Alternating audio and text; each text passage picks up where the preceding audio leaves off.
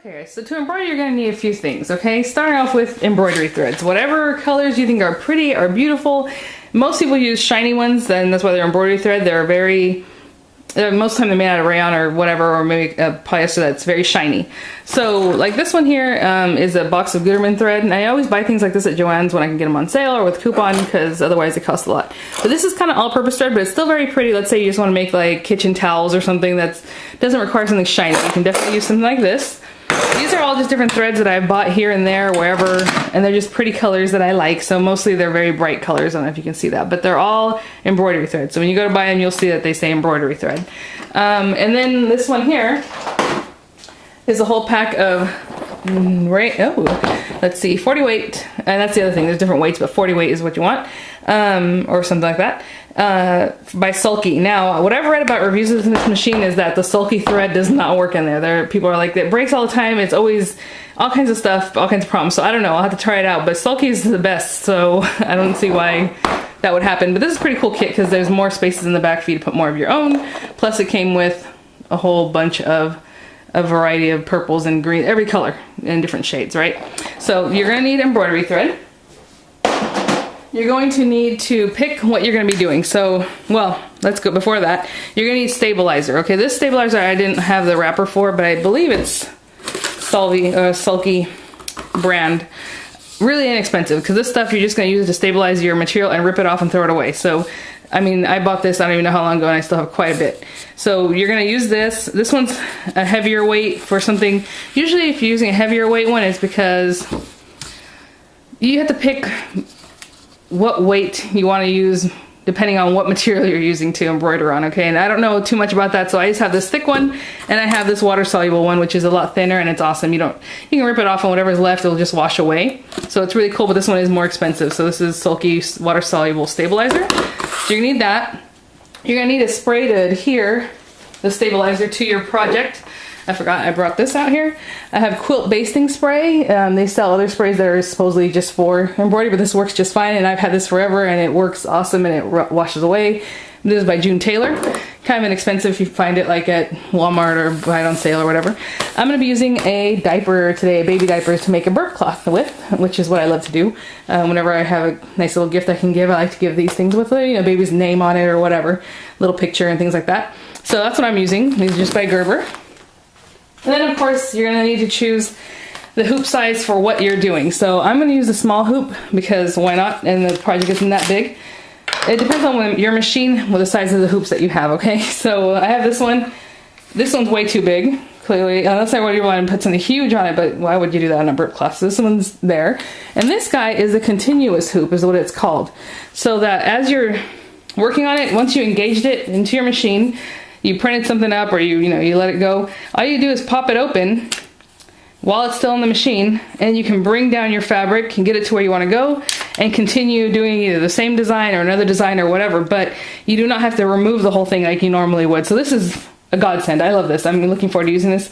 I don't know if I'll ever do a continuous design, but I just like the way it works. Especially if there's, if you want to layer some designs, we'll talk about that later, but sometimes people like layer a little piece of flannel and then they have to kind of get it in there later or whatever, so it's easy to work with that way. So, okay. Let's get this hoop set up, okay? So let me try to close up on that, and I'm just gonna, since I can't see what's going on over here, I'm just gonna assume this is gonna look great, okay? All right, hopefully you'll be able to see what I'm doing. So I'm gonna put this to the side for a second. I'm gonna choose which side of my diaper is the front and which is the back, and it's usually pretty easy to tell, but this to me looks like the front because it's a nicer weave and thicker, and this is the back. So I'm gonna do, I already ripped off a piece of the stabilizer. You're supposed to make it large enough at least to fit with some extra around the hoop so that it doesn't just get lost, okay? And I'm just gonna spray a little bit of this quilt spray. I spray it on the item, you can spray it on the stabilizer, whatever you want. And I'm just gonna add the stabilizer. And because that's sticky, I don't know if you can hear that, it just sticks, okay? That's all you want. You want it to just kind of hold on to that area. So, this is how I do it. You can do it however you want. Maybe it's confusing. This is how the hoop is gonna go into the machine this way. Okay, there is supposed to be a little arrow on this hoop. There's a little arrow that shows you up, and that's how you're gonna put it in. Supposedly there's supposed to be an arrow on the inside hoop. I'll show you here. I'm gonna unscrew this to open it up. this inner hoop is supposed to have an arrow that points down where you match it up. And it says that in the book. And if you look at this really closely, like I did, there is no arrow, okay? This is a recycle thing is what's showing you there. There isn't one, so it doesn't matter. I think that this one doesn't matter because either way, it's fine. Okay, so when you place something on here, I'm gonna turn over so that the stabilizer is down. Your right side should be facing up, okay? The right side of your fabric is obviously you're gonna embroider and you want that to face up. So you kind of want to eyeball this. You can, I don't care where this ends up printing or stitching it. I want it to be kind of in the middle, but I'm gonna eyeball it because it's just a bird cloth. If you really want it to be in a certain spot and you want to make sure, what you would do is fold your fabric, you know, fold it again, find your center point, make sure you get that lined up, and then put that in there and go from there. But like I said, for me, I'm just gonna kind of feel around. This is on top, correct? All right. I'm gonna turn this over because I want to look from the back. For me, it's easier to look from the back to see how centered or not this is, and to make sure it's straight and all that kind of good stuff. Okay. So now that's pretty good. So I'm gonna turn it back over. Doot, doot. Now I'm gonna take my inner hoop, and this has to clip into this area. Now I already know from earlier, since this is a diaper and it's kind of thick, like if it was a towel, you really have to unscrew this thing. You want it to be able to open up quite a bit to accommodate the frame getting pushed back in there with the fabric in there. And I'm just kind of feeling around for that frame. Okay, it's about here. And I'm just gonna start pushing this guy in. And if it's too tight, unscrew it some more. You're just opening that bottom frame up so that this will actually want to go in there. And you kind of want to keep it snug. You don't want your fabric bunching up in the middle, right?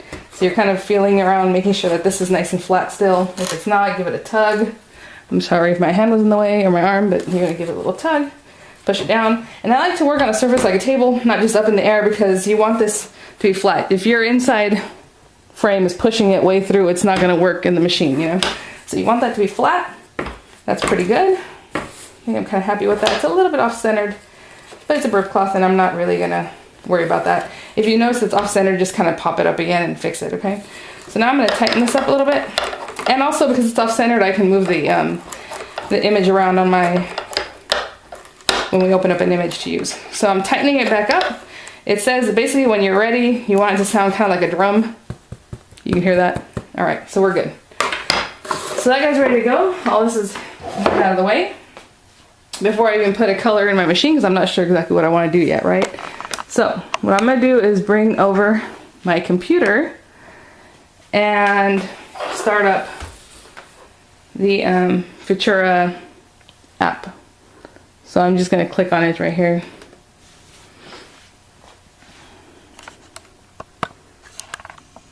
Actually, before I even did that, I could put the frame on.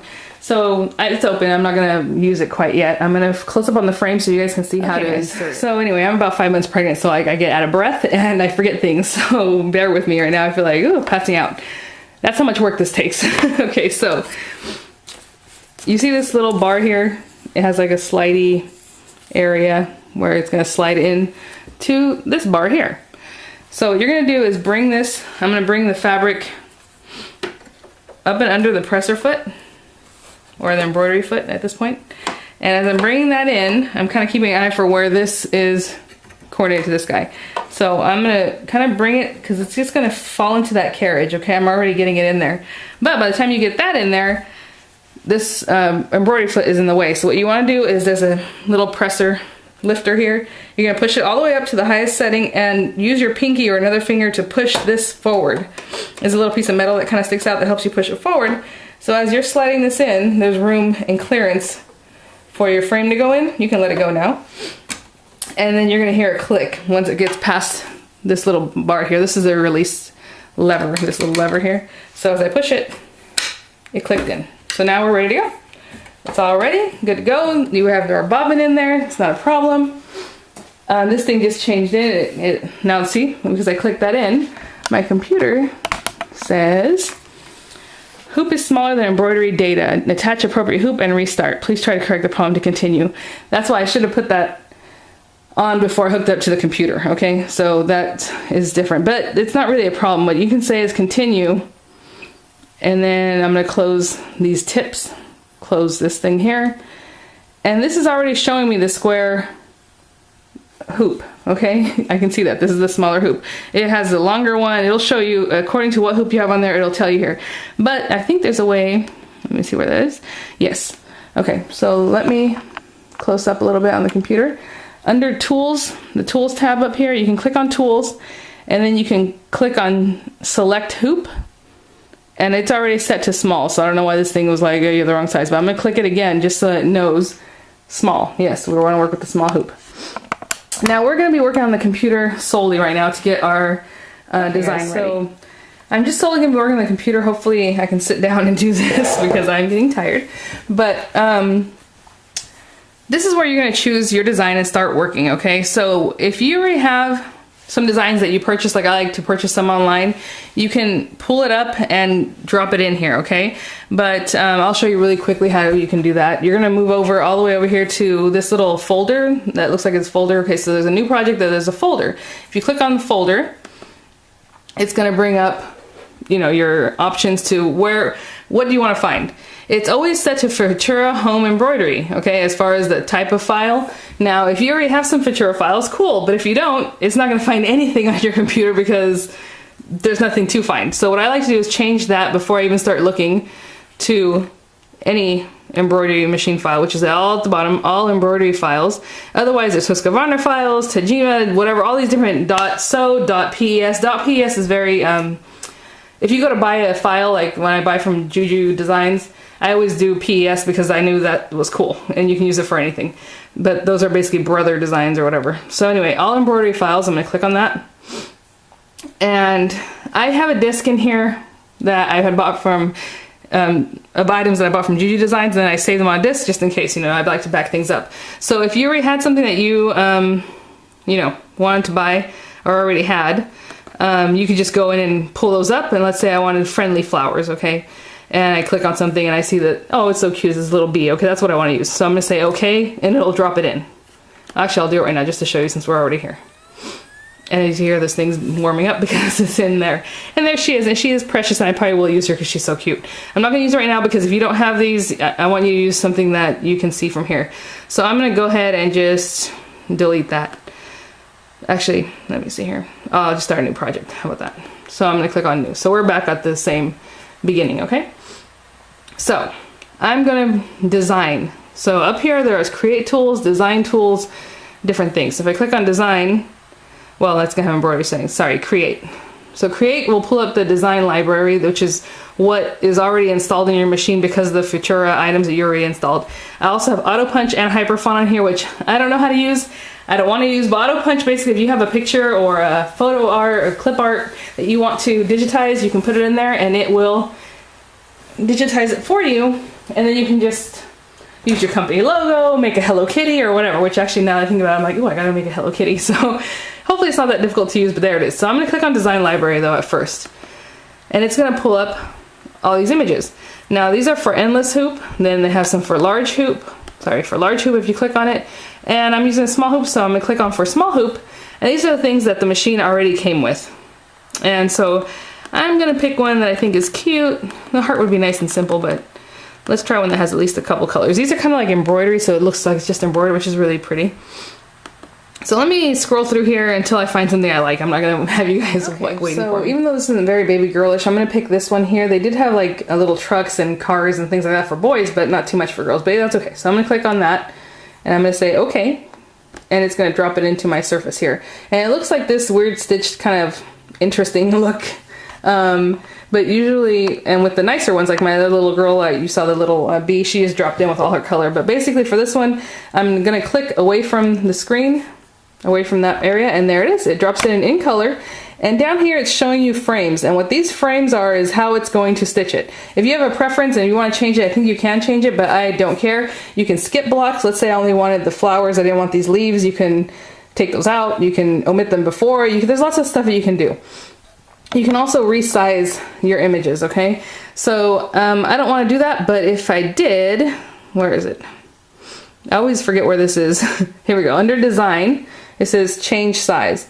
Now this is kind of dangerous because if you don't know really how to use the computer and how to use this program, you really have to learn it, because you can change the size, but you might lose the integrity of your stitches, and there's a way that you have to kind of say, okay, look, I want it to look better, or I want more, whatever it is, more stitches. You can make your own design, so that's a whole other thing. I don't know how to do any of those things, okay? Other than changing the size, I do change the size, but you can't change it too much more. If you make it really huge, obviously it's not going to fit in the hoop, but it really kind of messes with the stitches.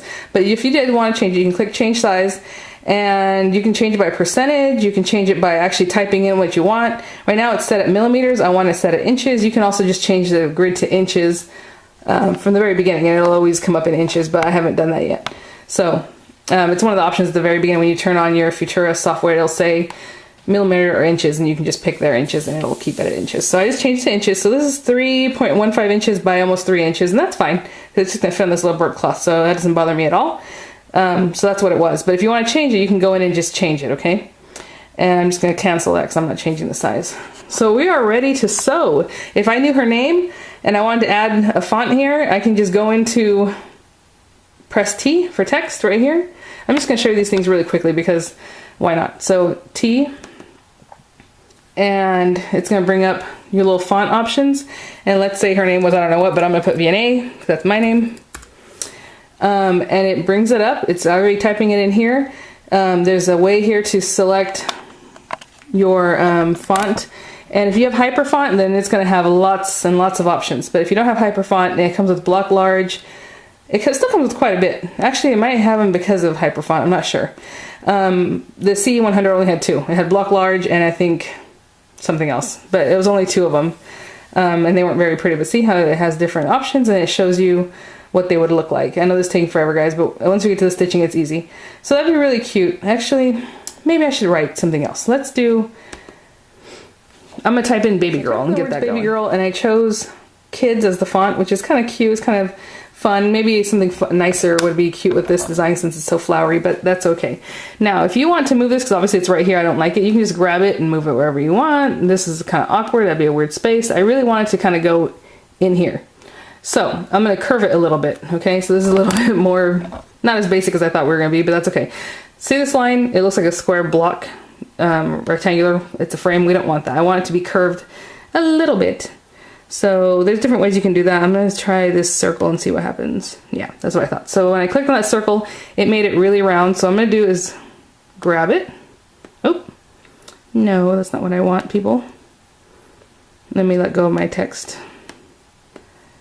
I need to select her again. For some reason it flipped out on me. You could change it usually just by grabbing it at that point, but since it didn't let me and I can't select her right now, I'm going to select on the frame down here. I'm going to select baby girl, and now I can grab it and move it, okay, because I don't want it there. I want it down here.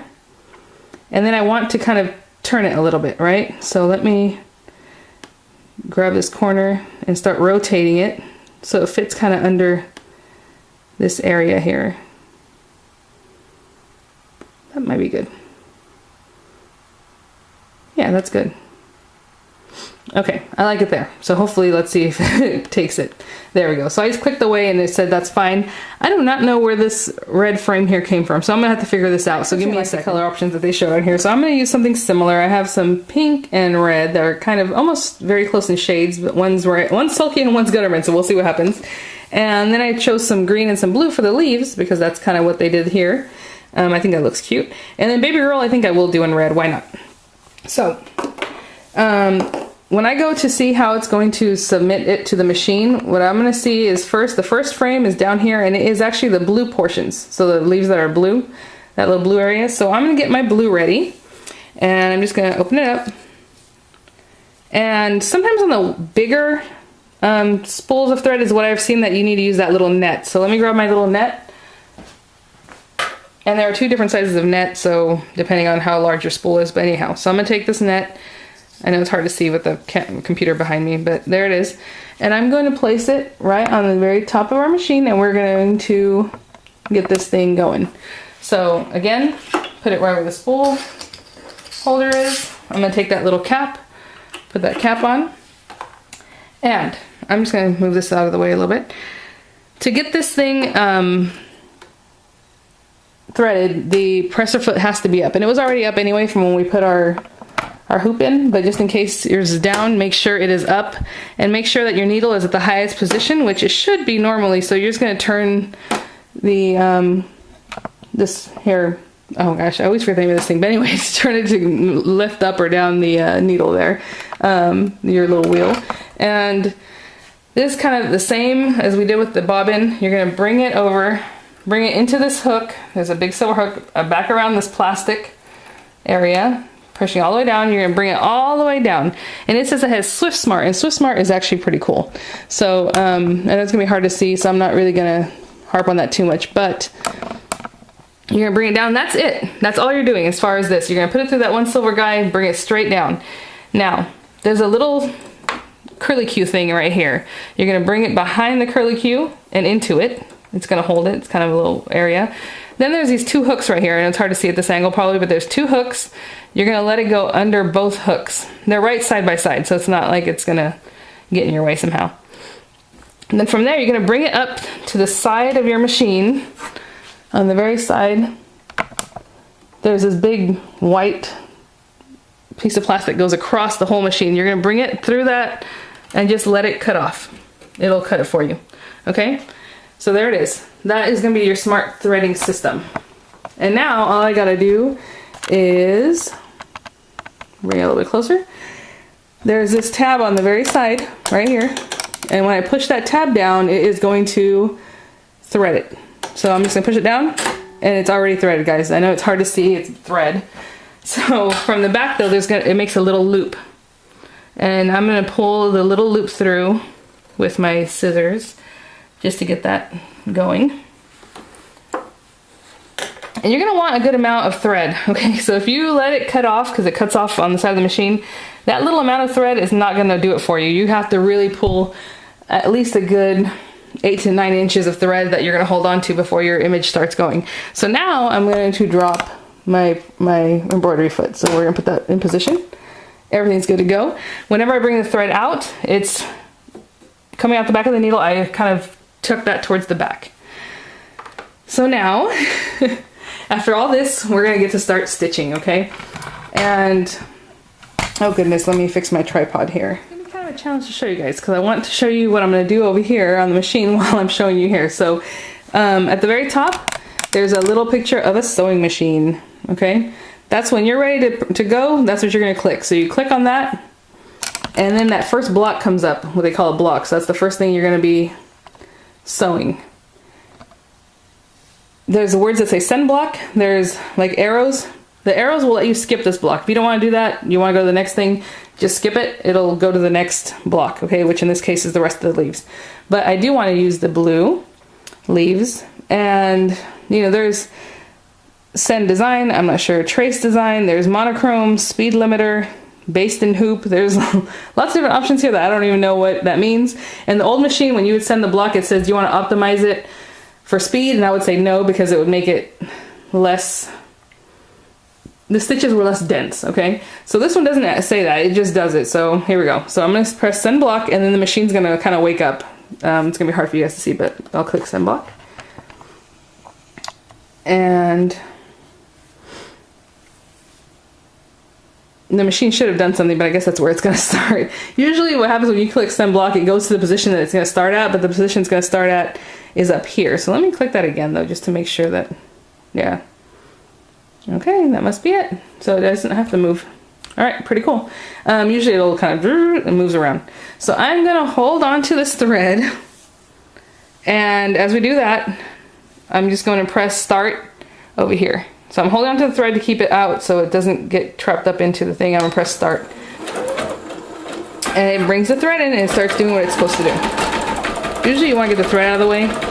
I usually end up cutting it, but I don't want to show you guys that right now. So it's going to stitch. And when it's done doing these little leaves, I'm going to get this out of the way. You want to make sure everything's cleared out of the way, that you don't have anything in the way that's going to bump this thing from moving around or keep it from moving, hindering it. If you have a big towel under there, you want to make sure the towel is out of the way. Like, you really want to clear out this whole area and let it just do what it's going to do. So it's probably not going to take too much longer because this is a very small area of things that it needs to print and do, but I'll come back when it's done. What's cool is that when it finishes, it cuts the thread automatically. Look, see, it went back down.